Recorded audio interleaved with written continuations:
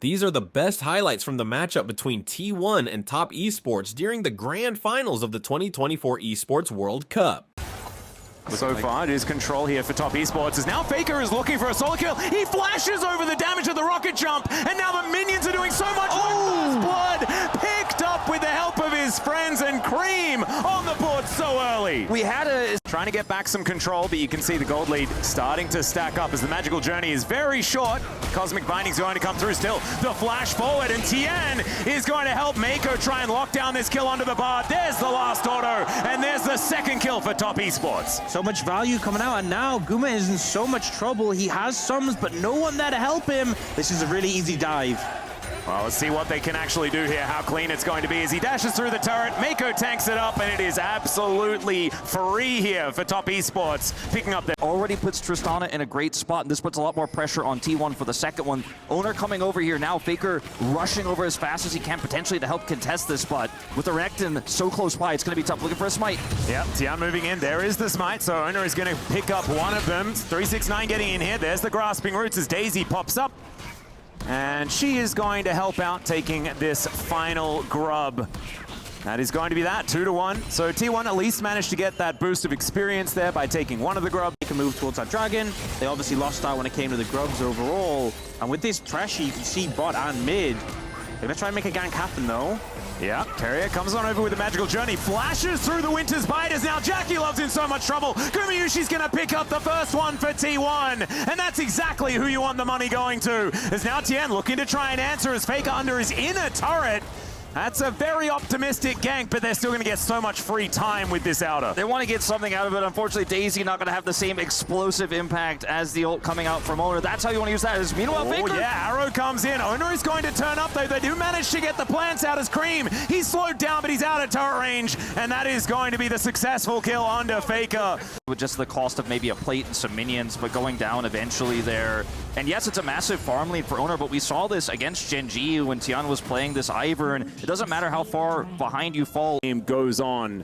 T1's going to have to find some explosions here in the mid-game. This is not necessarily looking like it's going their way, though, as Zeus fighting with 369. Daisy gets amongst it. She should be able to get a knock-up here as the flash comes in. The all-out is down as well, but I think Zeus is going to struggle to get himself out of this. Does get the shield back, but still, he's going to be taken out. Teleport a little bit late here, but it's still coming through as Faker wanting to clean this one up. The big one comes down. Flash comes out from 369. There's another rocket does come on through, but Daisy is just being so frustrating here for the Yordle.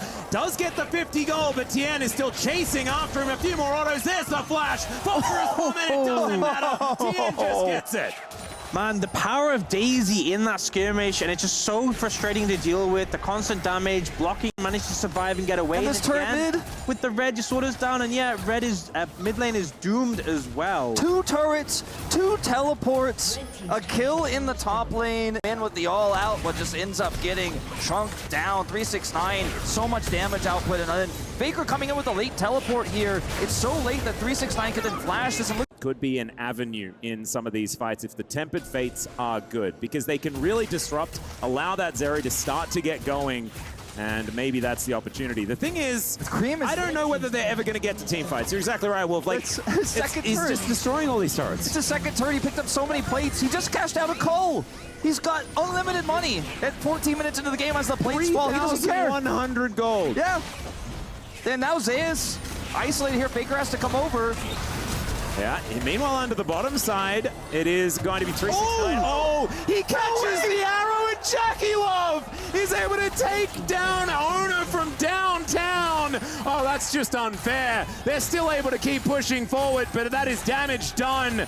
And T1 are going to still try and trade, right? Because they lost an inner turret on the top side. They are priced into this, but they're going to run out of minions. And now 369's going for it. Oh, no! The Lens comes in. He gets cut up. It is going to be the turret falling, but was it worth it? I don't think so. Faking out desperately, trying to defend this inner, but that one's going to fall at the same time. And boys, I think we can call this one. I think this one's done so. It's such a rough trade for T1. It looked like And his opponent, his lane opposition, is on 2.5, looking to get a third very soon here. Tristana is so much more relevant, can take these turrets out so quickly, give further map control.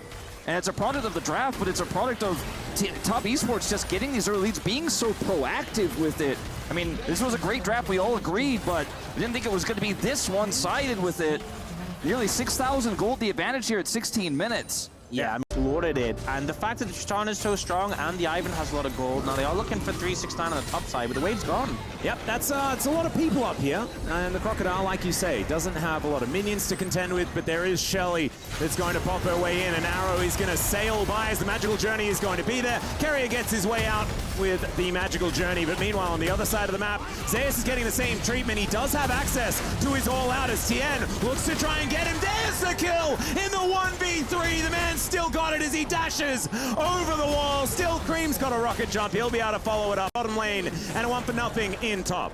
Yeah, and it's going a lot better for T1 now. On the back of that, they should be able to get this tier 2 in the top lane. They got the tier 1. They answered back with a kill on the bot lane, so it's something at least, but still at a huge deficit. Less and less relevant with luxury items like that being built up. Still T1 looking for a team fight. Mako throws down the door, and the arrow is going to connect once again. It's on to Owner as he's taken down to half health. The redemption comes in and he has nowhere to go. Knocked into the sky and taken down. There's a fight on the bottom side of the map as well, as Gumayushi has to ult just to try and defend this inhibitor turret pre-20 minutes. Faker now fighting against 369, keeps himself alive as Zeus is there, as is defender. 369 almost getting there. We pop back and Faker is able to end it in the end.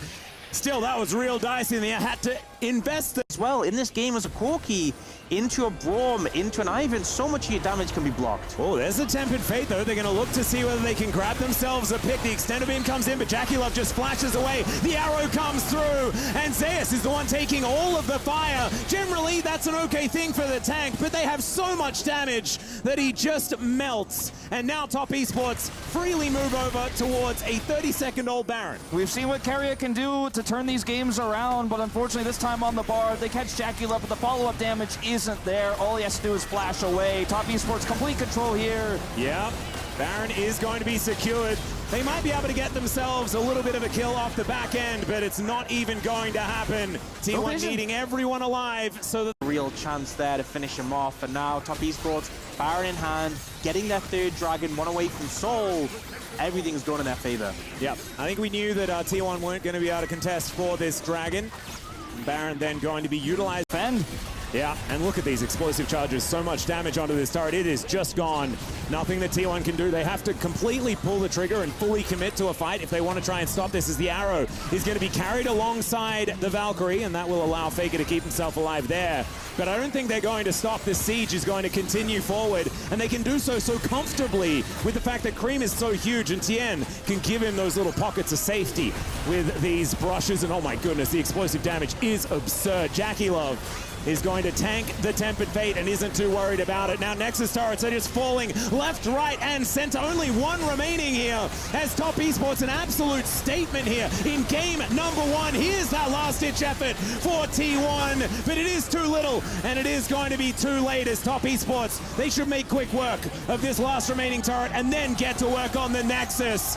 Absolute domination from the undefeated team here at EWC. And is that going to continue? These were some of the best moments from the matchup between T1 and Top Esports during the grand finals of the 2024 Esports World Cup. Which moment was your favorite? Let us know in the comments below.